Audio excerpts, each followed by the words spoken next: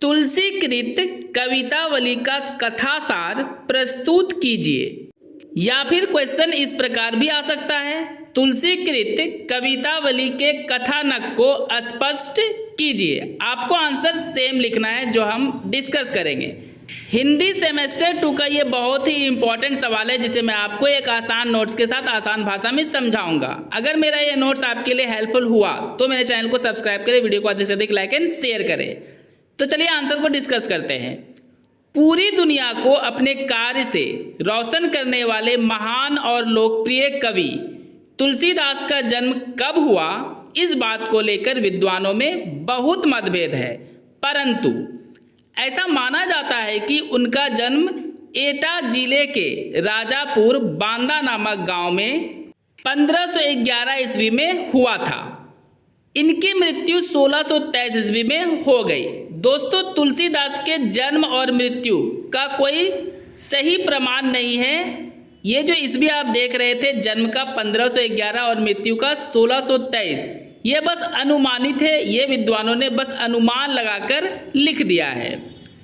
तुलसीदास के पिता का नाम आत्माराम दुबे और माता का नाम हुलसी देवी था।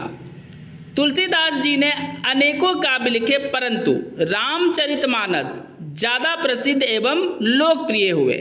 और दोस्तों, रामचरितमानस कितना लोकप्रिय है ये बताने की जरूरत तो बिल्कुल भी नहीं है।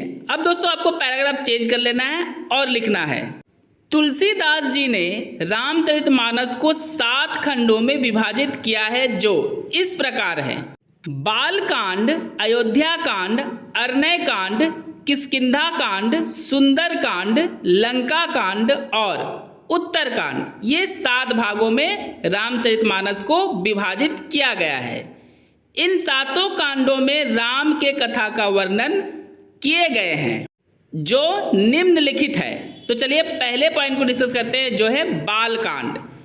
इस बालकांड में कवि ने श्री राम के बाल रूप, जैसा कि नाम से ही पता चल रहा है, बालकांड मतलब बालक का रूप, तो राम के बाल रूप का वर्णन किया है। इसमें श्री राम जी ने शिक्षा एवं धनुष बाण का ज्ञान प्राप्त किए हैं। मतलब बालकांड में श्री राम के जन्म से लेके उनके शिक्षा तक का वर्णन किया गया है। दूसरा है दोस्तों अयोध्या कांड। इसमें कवि ने श्री राम के वन जाने, केवट का प्रेम, केवट मतलब नाविक का प्रेम, वन मार्ग में श्री राम का वर्णन, श्री राम का वन में विचरण आदि का वर्णन किए हैं। वन गमन करते समय श्री राम अपने राजकीय वस्त्र का त्याग कर देते हैं। मतलब वन जाते समय यानी वनवास जाते समय श्री राम ने राजकुमारों वाला वस्त्र त्याग दिया और साधारण वस्त्र पहनकर वन की ओर चले गए, जो तुलसीदास के इन लाइनों से साफ पता चलता है। कीर के कागर ज्यो निरपचिर विभूषण, उपपम अंगनी पाई, आंध तजी मृग बास के रुख ज्यो पंथ के साथ ज्यो लोग लुगाई। तीसरे पॉइंट को डिस्कस करते हैं दोस्तों, जो है अरण्य कांड। इस कांड में श्री राम द्वारा मारीच का पीछा करने का वर्णन किया गया है। मारीच दोस्तों वही है जो स्वर्ण मृग बनकर यानी स्वर्ण हिरण बनके आया था। सीता के कहने पर श्री राम धनुष बाण लेकर स्वर्ण मृग के पीछे दौड़ पड़ते हैं। नेक्स्ट पॉइंट है दोस्तों किष्किंधा कांड।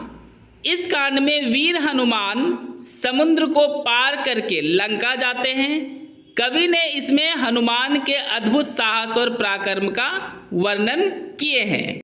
5वें पॉइंट को डिस्कस करते हैं दोस्तों, जो है सुंदर कांड। इस कांड में अशोक वाटिका में हनुमान द्वारा सीता का दर्शन, हनुमान द्वारा लंका का दहन किए गए हैं, जो निम्न पंक्ति से स्पष्ट हो जाता है: हाट बाट कोट, ओट अटनी, अगार पौरी, खौरी खौरी, दौड़ी दौड़ी, दीन ही अनी आगी है, आरत पुकारत समारत, ना कोई काहू, व्याकुल जहां सो तहां, लोग चले भागी है।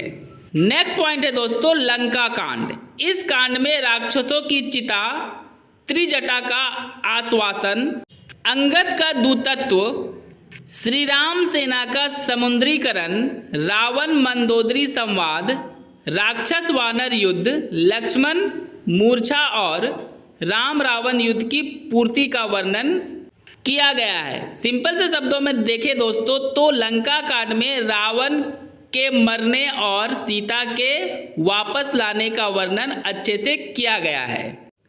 लास्ट पॉइंट है दोस्तों उत्तरकांड। इस कांड में छंदों की संख्या सबसे अधिक 183 है तथा राम से जुड़े 22 प्रसंग जो इस प्रकार के हैं। राम की कृपालु वृत्ति, राम नाम की महिमा, राम के गुणों का गुणगान, राम भक्ति की याचना, चित्रकूट की शोभा, इस तरह से कवि ने इसमें वर्णन किए हैं। आई होप दोस्तों आपको सारे पॉइंट्स अच्छे से क्लियर हो गए होंगे। अगर मेरा ये नोट्स आपके लिए हेल्पफुल हुआ है तो मेरे चैनल को सब्सक्राइब करें, वीडियो को अधिक से अधिक लाइक एंड शेयर करें। आपको पैराग्राफ फिर से चेंज कर लेना है और लिखना है।